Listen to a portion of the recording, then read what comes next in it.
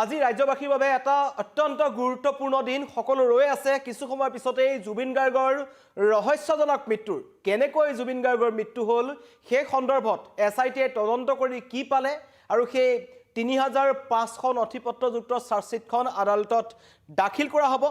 তেওঁলোকে জমা কৰিব ইতিমধ্যে যুদ্ধকালীন তৎপৰতা দেখিবলৈ পোৱা গৈছে সিআইডি কাৰ্যালয়ত কেইবাটাও বাকচ তেওঁলোকে নথিপত্ৰ পাইছে যিবোৰ সন্নিবিষ্ট আছে জুবিন গাৰ্গৰ এই ৰহস্যজনক মৃত্যুৰ ক্ষেত্ৰত সকলো নথিপত্ৰ থকা কেইবাটাও বাকচ তেওঁলোকে সিআইডিৰ যিবোৰ বাহন আছে তাত উঠাইছে আৰু তাৰ পৰা তেওঁলোকে বাহিৰে আদালতলৈ ৰাওনা হ'ব আৰু আদালতত তেওঁলোকে সেইবোৰ সকলো সন্নিবিষ্ট কৰিব অভিযোগনামা দাখিল কৰিব কিন্তু তাৰ মাজতেই সাধাৰণ ৰাইজে এটা প্ৰশ্ন উত্থাপন কৰিছে যে চাৰ্জশ্বিটত কি আছে কাৰণ জুবিন গাৰ্গৰ পত্নীক ইতিমধ্যে সিংগাপুৰৰ পৰা যিখন মৰণোত্তৰ পৰীক্ষাৰ প্ৰতিবেদন আছিল বা যিখন তেওঁলোকে ৰিপৰ্ট দিছিল সেইখন গৰিমা শইকীয়া গাৰ্গক দিয়া হৈছিল গৰিমা শইকীয়া গাৰ্গে পুনৰ সেই প্ৰতিবেদনখন মৰণোত্তৰ পৰীক্ষাৰ প্ৰতিবেদনখন এছআইটি হাতত গতাই দিছিল সাধাৰণ ৰাইজে একো গম পোৱা নাছিল যে জুবিন গাৰ্গৰ কি পৰিস্থিতিত মৃত্যু হ'ল এতিয়ালৈকে এই মুহূৰ্তলৈকে অসমবাসী ৰাইজে নাজানে যে এই ৯০টা দিন হৈ গ'ল এতিয়ালৈকে জুবিন গাৰ্গৰ কেনেকৈ মৃত্যু হ'ল এইটো দুৰ্ঘটনা নে জুবিন গাৰ্গ যেনেকৈ আগতে অসুস্থ হৈছিল তেনেকৈ তেওঁ মৃত্যু হৈছে নে তেওঁক মুখ্যমন্ত্ৰীয়ে কোৱাৰ ধৰণেৰে কোভিডৰ সময়ৰ পৰা এটা দীৰ্ঘদিনীয়া পৰিকল্পনাৰ মাজেৰে নি ছিংগাপুৰত বাছি তেখেতক হত্যা কৰি পেলোৱা হ'ল এইবোৰ ঘটনাৰ কিন্তু তথ্য ৰাইজে বিচাৰি আছে সেইকাৰণে বহুতে প্ৰশ্ন কৰিছে যে আমি চাৰ্জশ্বিটখনৰ কপি কেনেকৈ লাভ কৰিম সাধাৰণ মানুহে কেনেকৈ চাৰ্জশ্বিটৰ কপি লাভ কৰিব কাৰণ ডাঙৰ যিসকল অধিবক্তা আছে জ্যেষ্ঠ অধিবক্তা আছে তেওঁলোকে লাভ কৰিব বা আদালতৰ আশে-পাশে থকা মানুহসকলে লাভ কৰিব সংবাদকৰ্মীসকলে লাভ কৰিব কিন্তু সাধাৰণ ৰাইজে জানিব বিচাৰে আৰু জুবিন গাৰ্গ আছিল সাধাৰণ ৰাইজৰ মানুহ তেওঁ সাধাৰণ ৰাইজৰ কাৰণে গোটেই জীৱনটো জীয়াই থাকিল সাধাৰণ ৰাইজে জানিব বিচাৰে যে জুবিন গাৰ্গৰ এই যেটো দীৰ্ঘদিনীয়া এটা এছআইডি তদন্ত হ'ল যিখন অভিযোগনামা দাখিল কৰা হ'ব অভিযোগনামাত কি আছে আৰু সেই কাৰণে এছআইটি এটা ব্যৱস্থা গ্ৰহণ কৰিছে যে সাধাৰণ ৰাইজেও অসমবাসী ৰাইজে চাৰ্জশ্বিটৰ কপি লাভ কৰিব তাৰ কাৰণে তেওঁলোকে ৩৫০০ পৃষ্ঠাৰ যিখন চাৰ্জশ্বিট আছে তেওঁলোকে আদালতত আবেদন কৰিব লাগিব চাৰ্জশ্বিটখনৰ কাৰণে এটা কপি ডুপ্লিকেট কপি তেওঁলোকে লাভ কৰিব আবেদন কৰিব লাগিব আদালতলৈ যাব লাগিব তাত তেওঁলোকক নথিপত্ৰ দিয়া হ'ব এখন ফৰ্ম দিয়া হ'ব বুলি কোৱা হৈছে আৰু সেইখন যেতিয়া তাত জমা দিব তেতিয়া চাৰ্জশ্বিটৰ এটা কপি আপোনালোকে লাভ কৰিব আৰু আজি যেহেতু শুকুৰবাৰ কাইলৈৰ পৰা বন্ধ থাকিব সোমবাৰেহে চাৰ্জশ্বিটৰ কপি পোৱাৰ সম্ভাৱনা আছে সাধাৰণ ৰাইজে এই মুহূৰ্তত জনাই আছো যদি সাধাৰণ ৰাইজে আপুনি যদি জানিব বিচাৰে যে জুবিন গাৰ্গৰ এই ৰহস্যজনক মৃত্যুত এছআইটিয়ে কি তদন্ত কৰিলে সেই চাৰ্জশ্বিটখনত অভিযোগনামাত কি তেওঁলোকে সন্নিবিষ্ট কৰিছে কাৰ নাম আছে মুখ্যমন্ত্ৰী যেটো কথা ক'লে যে জুবিন গাৰ্গক দুৰ্ঘটনাত মৃত্যু হোৱা নাই জুবিন গাৰ্গক হত্যা কৰা হ'ল আৰু জুবিন গাৰ্গক হত্যা কৰা সকল হৈছে জুবিন গাৰ্গৰ আশে-পাশে থকা মানুহবোৰ এটা কোন মানুহ তাত জড়িত হৈ আছে সংগীত আমাৰ মিউজিক ইণ্ডাষ্ট্ৰীৰ মানুহ জড়িত হৈ আছে নেকি নে জুবিন গাৰ্গৰ লগত থকা কিছুমান ব্যৱসায়িক মানুহ তাত জড়িত হৈ আছে নে জুবিন গাৰ্গৰ লগত এই শ্যামকানু মহন্তৰ দৰে একাংশ উদ্যোগী তাত জড়িত হৈ আছে নে তাতকৈ উচ্চ পৰ্যায়ৰ কোনোবা মানুহ আছে সকলো এই চাৰ্জশ্বিটত তেওঁলোকে দাখিল কৰিব বুলি কৈছিল আৰু আপোনালোকেও চাব পাৰিব ইতিমধ্যেই সিআইডি কাৰ্যালয়ত উপস্থিত হৈছে মুখ্য তদন্তকাৰী বিষয়া মই দৃষ্টান্ত আপোনালোকক এবাৰ দেখুৱাই ল'ব বিচাৰিছো এয়া হৈছে সিআইডি কাৰ্যালয়ৰ দৃশ্য আমাৰ সাংবাদিক তাত আছে এইদৰে বাকচসমূহ যিবোৰ এইবোৰ হৈছে তথ্য প্ৰমাণ কি নথিপত্ৰ আছে যি মই ইতিমধ্যে কৈছো ৭০০০ পৃষ্ঠাৰ চাৰ্জশ্বিট হ'ব ৩৫০০ নথিপত্ৰ তাত সন্নিবিষ্ট থাকিব এইবোৰ ট্ৰাংকে এদৰে সিআইডি কাৰ্যালয়ৰ পৰা তেওঁলোকৰ বাহনত উঠোৱা হৈছে আৰু সিআইডিৰ মুখ্য তদন্তকাৰী বিষয়া তাত উপস্থিত হৈছে এছডিজিপি মুন্না প্ৰসাদ গুপ্তা আছে ৰজি কলিতা আছে সকলো তাতে আছে আৰু তেওঁলোকে এইদৰে সিআইডিৰ বাহনত নথিপত্ৰসমূহ উঠাই তেওঁলোকে আদালতলৈ ৰাওনা হ'ব আৰু 10ৰ পৰা 11 বজাৰ ভিতৰত চাৰ্জশ্বিট দাখিলৰ সম্ভাৱনা আছে কামৰূপৰ মুখ্য ন্যায়াধীশ আদালতত অধীৰ অপেক্ষাৰ এটা অন্ত পৰিব বুলি ক'ব লাগিব কাৰণ 8 ডিচেম্বৰ প্ৰথমতে কোৱা হ'ল 8 ডিচেম্বৰত পোষ্টমেলনৰ সংগীতানুষ্ঠান সেইকাৰণে কৰা নহ'ল 9 ডিচেম্বৰত নোৱাৰিলে তেওঁলোকে কিবা কাৰণত আৰু পিছদিনাখনেই এছডিজিপি মুন্না প্ৰসাদ গুপ্তাই মুখ্যমন্ত্ৰীয়ে কোৱাৰ পাছতেই তেওঁ এখন সংবাদমেল সম্বোধন কৰিলে আৰু ক'লে যে নহয় আমি 12 ডিচেম্বৰত চাৰ্জশ্বিট দাখিল কৰিম আৰু ৰাজ্যবাসীৰ অপেক্ষা অন্ত পৰিব আমি জানিব পাৰিম যে জুবিন গাৰ্গৰ কেনেকৈ মৃত্যু হ'ল আৰু জুবিন গাৰ্গক কোনে হত্যা কৰিলে কেনেকৈ হত্যা কৰিলে কিয় হত্যা কৰিলে হত্যাকাণ্ডৰ আঁৰত কি আছে সকলো আৰু এয়া ইতিমধ্যে দেখুৱাই আছো সিআইডি কাৰ্যালয়ৰ ভিতৰৰ দৃশ্য আমাৰ হাতত আহি পৰিছে এইদৰে সিআইডি যিসকল বিষয়া আছে তেওঁলোকে প্ৰত্যেকটো বাকচ তাত উঠাইছে লিখিছে কেইটা বাকচ আছে প্ৰায় 9টাৰো অধিক বাকচ তাত উঠোৱা হৈছে বুলি এটা তথ্য আমালৈ আহিছে আৰু হয়তো অধিক থাকিব পাৰে কিছুমান তেওঁলোকে ফাইলৰ ওপৰত লৈ যাব কিন্তু এই যি 90টা দিন এছআইটিয়ে তদন্ত কৰিলে 250 জন মানুহক সোধা পোছা কৰিলে গৰিমা শইকীয়া গাৰ্গৰ মন্তব্য ল'লে ভগ্নীৰ মন্তব্য ল'লে ৰাজা বৰুৱা দিগন্ত শৰ্মা জুবিন গাৰ্গৰ যিসকল বিশ্বস্ত মানুহ আছিল তেওঁৰ ঘৰুৱা মানুহ আছিল সকলোৰে মন্তব্য ল'লে ব্যৱসায়িক ক্ষেত্ৰত যিবোৰ মানুহ জড়িত হৈ আছিল তেওঁলোকৰ মন্তব্য ল'লে বিহু কমিটিসমূহৰ তেওঁলোকে প্ৰতিবেদন লৈছে তেওঁলোকৰ নথিপত্ৰ তেওঁলোকে লৈছে কেনেকৈ ট্ৰেনজেকশ্যন হৈছিল জুবিন গাৰ্গৰ লগত 12 লাখ টকা 10 লাখ টকা কাৰণ জুবিন গাৰ্গৰ মেনেজাৰ সিদ্ধাৰ্থ শৰ্মা তেওঁলোকে কিন্তু জুবিন গাৰ্গক যে লুটিপুটি খাইছিল সেই কথাটো ইতিমধ্যে স্পষ্ট হৈ পৰিছে আৰু টকাৰ কাৰণে জুবিন গাৰ্গক হত্যা কৰা হ'ল নেকি তাৰো তদন্ত কৰি আছে বা তদন্ত ইতিমধ্যে সমাপ্ত হৈছে মুখ্যমন্ত্ৰীয়ে ক'লে যে এতিয়া আৰক্ষীৰ কাম শেষ এতিয়া আদালতৰ কাম আৰম্ভ হ'ব এতিয়া ন্যায়িক কামবোৰ আৰম্ভ হ'ব এইদৰে এয়া হৈছে CID কাৰ্যালয়ৰ দৃশ্য দেখুৱাইছো 19 ছেপ্টেম্বৰৰ পিছত আৰু যি 23 ছেপ্টেম্বৰত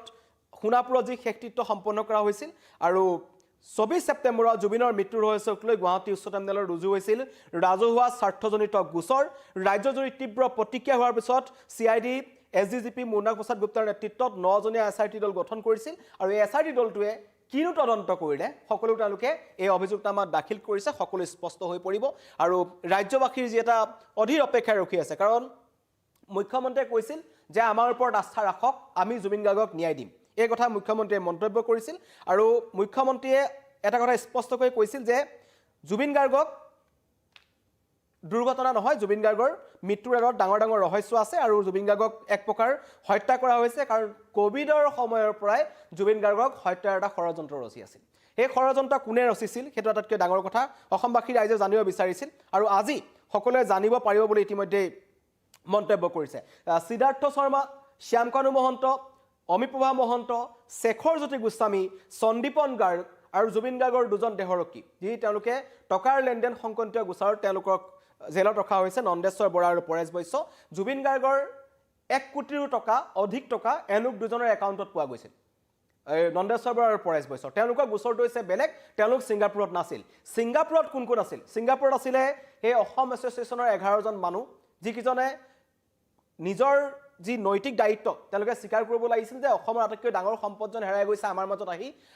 আমাৰ কাষলৈ আহি হেৰাই গৈছে তেওঁলোকে স্বতঃস্ফূৰ্তভাৱে আহিব লাগিছিল আহি তেওঁলোকে মন্তব্য দিব লাগিছিল তেওঁলোকে নাহিলে আৰু পিছত যেতিয়া তেওঁলোকলৈ সমন জাৰি কৰা হ'ল তেতিয়া তেওঁলোক আহিলে 10 জন আহিলে কিন্তু এজন ৱাজিদ আহমেদ বুলাজন নাহিলে তেওঁৰ মন্তব্য ল'বৰ কাৰণে আমাৰ SITৰ মুন্না প্ৰসাদ গুপ্তা আৰু অৰুণ গোয়েল যাব লগা হ'ল ছিংগাপুৰলৈ আৰু ছিংগাপুৰত তেওঁলোকে ইয়টখনৰ দুজন কেপ্টেইনৰ ভাষ্য গ্ৰহণ কৰিলে লগতে জুবিন গাৰ্গ যিখন হোটেলত আছিল পেন পেচিফিক হোটেল সেই পেন পেচিফিক হোটেলখনৰ তেওঁলোকে CCTV ভিজুৱেল বিচাৰিলে আৰু সেইবোৰ তেওঁলোকে প্ৰেৰণ কৰিছে আৰু তেতিয়াই ছিংগাপুৰ আৰক্ষীৰ লগত তেওঁলোকৰ আলোচনা হয় আৰু তেওঁলোকৰ চৰকাৰৰ সৈতে আলোচনা হয় তেওঁলোকে কয় যে তেতিয়াই SITয়ে পুনৰ তেওঁলোকৰ ওপৰত এটা পুছ কৰে যে জুবিন গাৰ্গৰ মৃত্যুৰ এটো যেটো দুৰ্ঘটনা বুলি কৈ থকা হৈছে বা যেটো লেজাৰুছ দ্বীপ যেটা অভিশপ্ত দ্বীপ বুলি কোৱা হয় য'ত মানুহ নগৈছিলে 18 আৰু 19 শতিকাত হেতু কোৱাৰেণ্টাইন হিচাপে ব্যৱহাৰ কৰা হৈছিল বহু লোকৰ তাত মৃত্যু হৈছিলে যেতিয়া কলেৰা ৰোগৰ এটা মহামাৰী ৰূপ লৈছিল তেতিয়া বহু মানুহ তাত ৰখা হৈছিল তাতে মৰিছিল তাতে তেওঁলোকক সমাধিস্থ কৰা হৈছিল আৰু সেই দ্বীপটো লৈ সিজাৰ এটেক থকা মানুহ এজনক কি কাৰণত লৈ গ'ল হেতু ৰহস্যজনক কথা আৰু পিছৰ পৰ্যায়ত যেতিয়া বহু কথা খুচৰি চোৱা হ'ল তেতিয়া এটা কথা স্পষ্ট হ'ল যে সিদ্ধাৰ্থ শৰ্মাই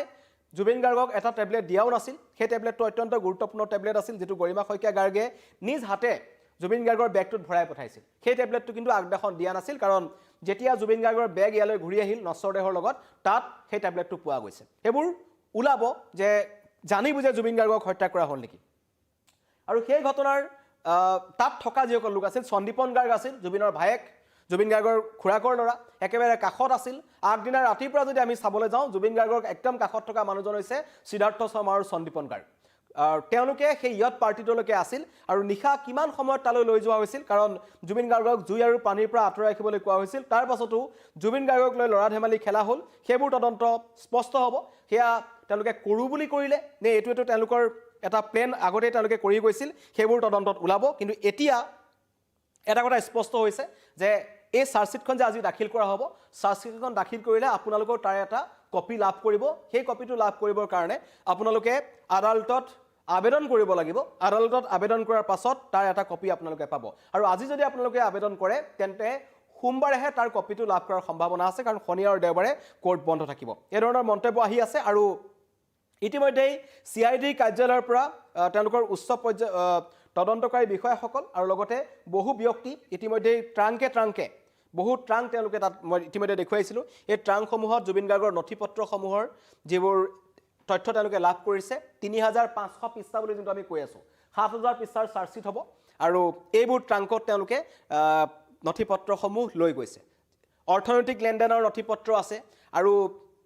বহুতৰ মোবাইল তেওঁলোকে জব্দ কৰিছিল তেওঁলোকে চোৱা চিতা কৰিছিল অমিপ্ৰভা মহন্তৰ মোবাইলৰ পৰা সিদ্ধাৰ্থ শৰ্মাই কি কাৰণত সাগৰৰ পাৰত সাঁতুৰি থকা সেই ভিডিঅ'টো ডিলিট কৰিবলৈ কৈছিল আৰু সেই ভিডিঅ'টো অসমলৈ কোনে পঠিয়াইছিল অসমত সেই ভিডিঅ'টো কোনে টুকুৰা টুকুৰিকৈ তেওঁলোকে খণ্ড ভাগত বিভক্ত কৰি ছ'চিয়েল মিডিয়াত এৰি আছিল সকলো আজি গম পোৱা যাব বুলি ৰাইজে আশা কৰিছে কিন্তু তাৰ মাজতে একাংশই সন্দেহ কৰিছে যে একো নহয় সকলো ফুটুকাৰ ফেন হ'ব এনেকুৱা ধৰণৰ মন্তব্য মোৰ ইয়াত মই দেখিবলৈ পাইছোঁ তাৰ মাজতে সকলোৱে #JusticeForJubin Garg লিখি আছে মানে তেওঁলোকৰ এটাই কথা জুবিন ক্ষেত্ৰতো আজি পুৱাৰ ভাগৰ পৰাই যথেষ্ট সংখ্যক লোকৰ ভিৰ হৈছে তাত তেওঁলোকে চাকি জ্বলাইছে তেওঁলোকে জুবিন গাৰ্গৰ ওচৰতে প্ৰাৰ্থনা কৰিছে যে আজিৰ দিনটো অসমবাসী ৰাইজে এই যি 90টা দিন যে এতিয়াও ৰহস্যৰ আৱৰ্তত আছে যে প্ৰাণৰ শিল্পীজন কেনেকৈ নাইকিয়া হৈ গ'ল সেই মাতটো কেনেকৈ হঠাৎ স্তব্ধ হৈ যাব পাৰে এনেকুৱাবোৰ ঘটনাৰ বহু প্ৰশ্ন মানুহৰ মনত আছে আৰু মুখ্যমন্ত্ৰীয়ে যেতিয়া কৈ দিলে যে এইটো এটা হত্যাকাণ্ড তেতিয়া কিন্তু মানুহে অধিক আগ্ৰহেৰে আজিৰ দিনটোলৈ ৰখি আছে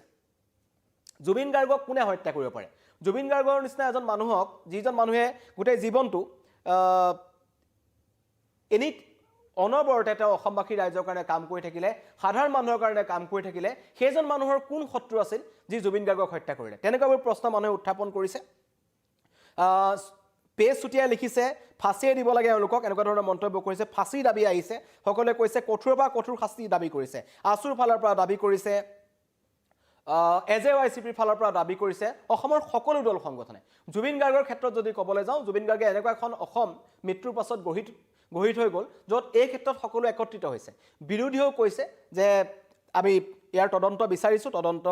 হ'ব লাগে কিন্তু মাজতেই জুবিন গাৰ্গক লৈ ক'ৰবাত ৰাজনীতি কৰাৰো এটা অভিযোগ উত্থাপন হৈছিল কিন্তু অসমবাসী ৰাইজে সকলো উফৰাই পেলাইছে অসমবাসী ৰাইজে যিটো ডিজিটেল আন্দোলন কৰি আছে #JusticeForJubin Garg তাত সকলো এটা কথা লিখিছে যে অকল ন্যায় পাব লাগে চৰকাৰৰ প্ৰসংগ ইয়াত নাহে বিৰোধীৰ প্ৰসংগ ইয়াত নাহে ইয়াত কেৱল প্ৰসংগ আহিব যে জুবিন গাৰ্গৰ কি অৱস্থাত মৃত্যু হ'ল আৰু জুবিন গাৰ্গক যদি সঁচাকৈ হত্যা কৰিছে হত্যাকাৰীসকল কোনে সেই মাষ্টাৰ প্লেনটো ৰচনা কৰিছিল আটাইতকৈ ডাঙৰ মূল মাষ্টাৰ মাইণ্ডজন কোন সেইটো আটাইতকৈ ডাঙৰ কথা আৰু সেইদিনাখন SDGP মুন্না প্ৰসাদ গুপ্তাই যিটো কথা ক'লে তাত তেওঁলোকে কৈছে যে ইয়াত সন্নিৱিষ্ট কৰা হ'ব ইয়াত কোন জড়িত হৈ আছে কাৰ নিৰ্দেশত জুবিন গাৰ্গক হত্যা কৰা হ'ল বা কোনে এই হত্যাৰ ব্লুপ্ৰিণ্টটো ৰচনা কৰিছিল হয়তো সন্দেহ কৰিছে এই সিদ্ধাৰ্থ শৰ্মা শ্যামকানু মহন্ত সন্দীপন গাৰ্গ অমিপ্ৰভা মহন্ত শেখৰজ্যোতি গোস্বামী এওঁলোক একোটা তেওঁলোকক ব্যৱহাৰ কৰা হৈছিল বুলি বহুতে সন্দেহ প্ৰকাশ কৰিছে আৰু জুবিন গাৰ্গৰ যিটো মৰণোত্তৰ পৰীক্ষাৰ প্ৰতিবেদন আছে আৰু যিটো সাধাৰণ এটা ভিডিঅ' আমি দেখিবলৈ পাইছোঁ মৃত্যুৰ আগদিনাখন অৰ্থাৎ 18 ছেপ্টেম্বৰ নিশা জুবিন গাৰ্গে এখন ৰেষ্টুৰেণ্টত বহি তাত এগৰাকী মহিলাই তাত গীত গাই আছিল জুবিন গাৰ্গেও তাত তেওঁৰ সৈতে সংগত কৰিছে গান গাইছে